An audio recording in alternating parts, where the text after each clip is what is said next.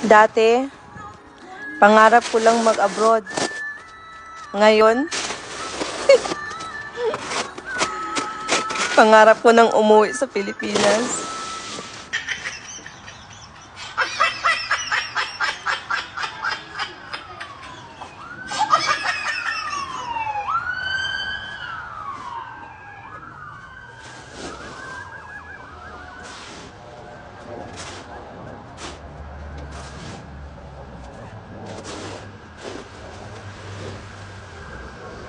Ganito buhay abroad. May sakit ka? Alagaan mo sarili mo. Gutom ka?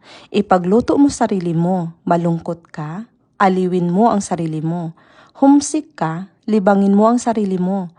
Masakit ang katawan? Masahiin mong sarili mo. Wala kang pera? Kumayod ka mag-isa mo. Ganito talaga sa abroad. Kailangan mong magsarili para makasurvive ka.